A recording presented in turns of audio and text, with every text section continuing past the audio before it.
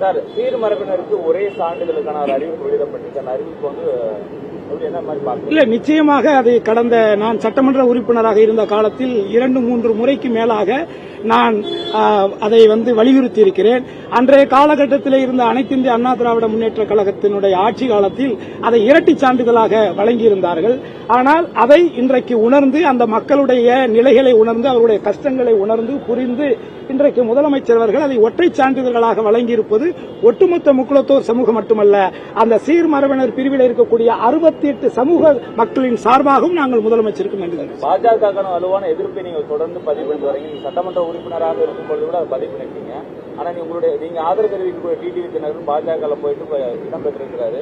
அதை இல்ல, மக்களை யார் ஒருவர் முட்டாள் என்று நினைக்கிறார்களோ அவர்கள்தான் இந்த உலகத்தில் அடிமுட்டாள் என்பது என்னுடைய கருத்து.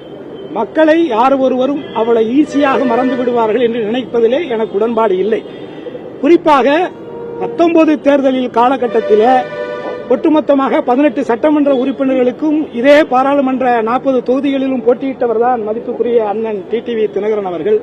ஆனால் இன்றைக்கு ஒரு சீட்டுத்தான் நான் எதிர்பார்த்தேன், 2 கிடைத்துவிட்டது என்று சொல்லக்கூடிய ஒரு நிலை என்பது மிகவும் வேதனைக்குரியதாக இருக்கிறது.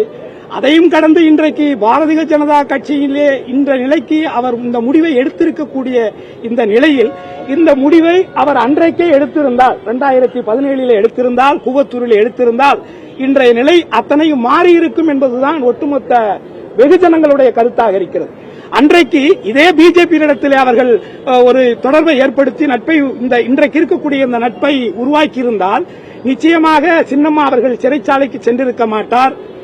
நிச்சயமாக இந்த அவல நிலைகள் எல்லாம் ஏற்பட்டிருக்காது. ஒட்டுமொத்தமாக நம்பி மோசடி செய்த எடப்பாடியினுடைய ஆட்சியும் அதை தொடர்ந்து நடைபெற்றிருக்காது. இதையெல்லாம் மக்கள் தெரிந்த ஒரு விஷயம்தான்.